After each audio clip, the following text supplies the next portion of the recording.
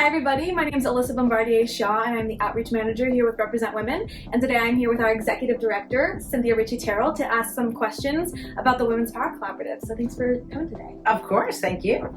So our first question that we have is, what is the origin of the Women's Power Collaborative and how did you come up with the idea?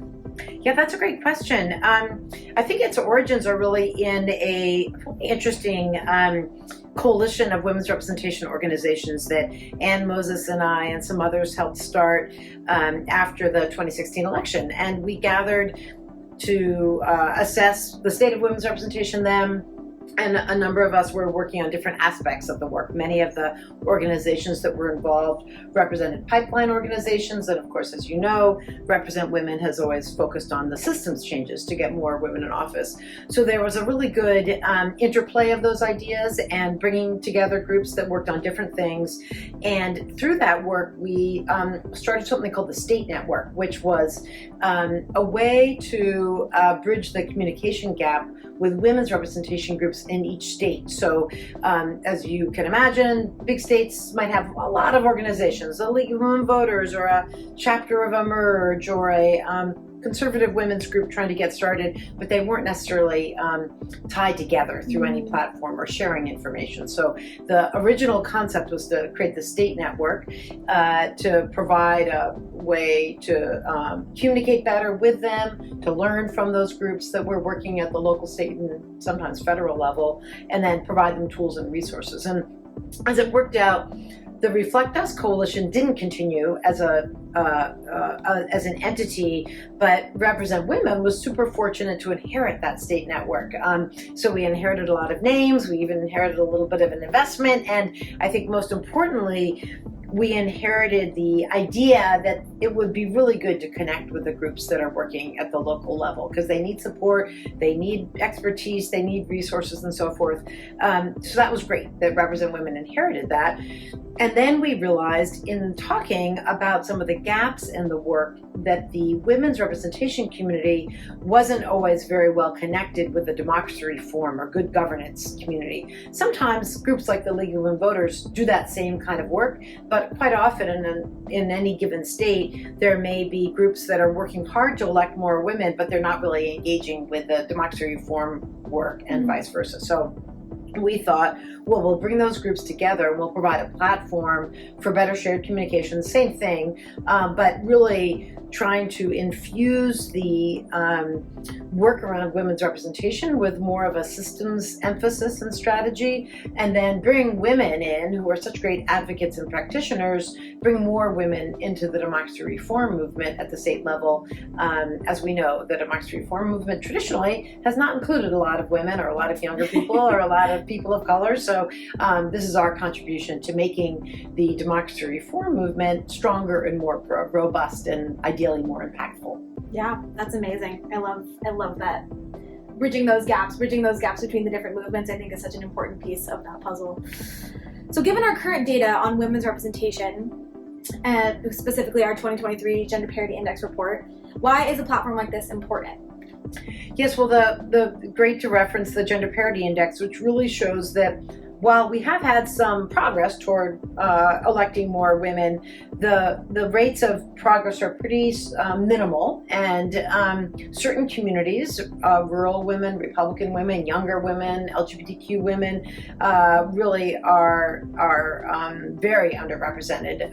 Our research director, Courtney Lamandola, did a really good investigation about a year ago into the difference in partisanship in state legislatures, for example. Democratic women are much more likely to be elected to state legislative office than Republican elected women.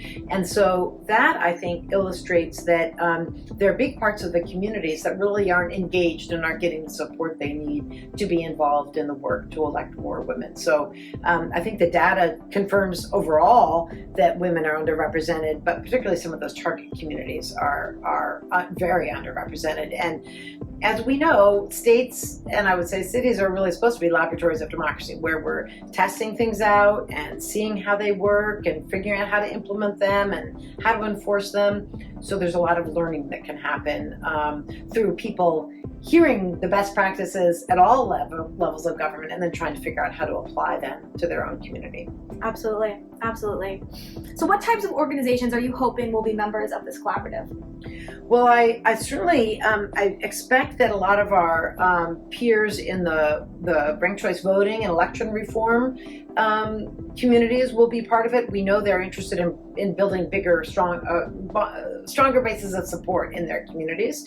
A group like Rank the Vote or Fair Vote are already groups that we already partner with at the national level, so I think their affiliates will definitely be part of the work. There are lots of strong democracy reform organizations that have grown in the last 10 or 15 years, Fair Vote Washington and the California group and the work in Alaska and Minnesota and Connecticut, New Jersey and Maryland and so on. So all those democracy reform groups for sure.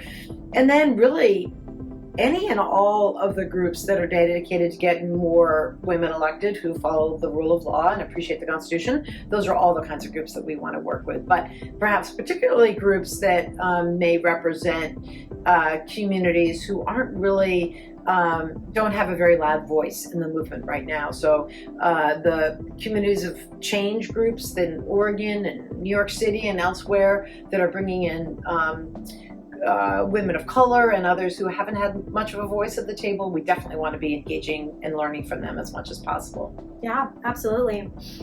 So what are your short-term goals for this platform, and then what about some longer-term goals as well?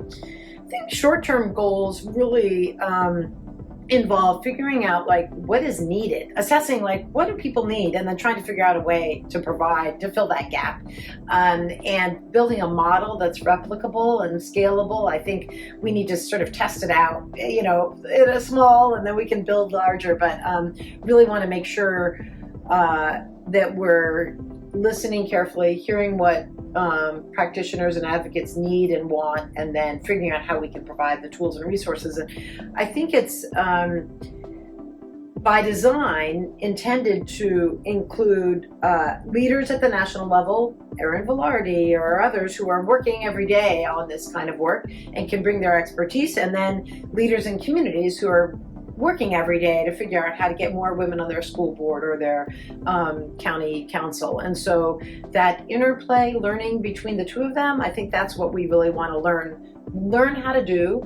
and learn what we can do with the resources we have, and then figure out how to build it out. So it's really maybe there's a mobile app in the future that everybody can just pull out of their pocket and see like how well are women represented in my community, and here are the resources that are available to me, and here's how I can make change happen. I love that. Always with the big ideas. I expect nothing less. Yeah. The last question I have is, how will the existence of a digital platform influence the overall movement of women in politics? Yeah, I guess that's a question that remains to be seen. I mean, maybe we'll have more of these conversations so we can revisit that, and you can tell me how it seems to be working. But I would say that there's a lack of investment in the democracy reform movement and in the women's representation movement overall. We spend so much money. I think, what was it in the midterms? We spent $8 or $9 billion in the midterms in 2022, which incidentally, we elected one more woman. We went from 123 to 124 members of the House of Representatives. So that in itself isn't a great return on investment. We spend a lot more money right now on preparing and supporting individual women candidates than we do in this really critical infrastructure of how to make sure they can get elected and stay elected and lead once they're elected.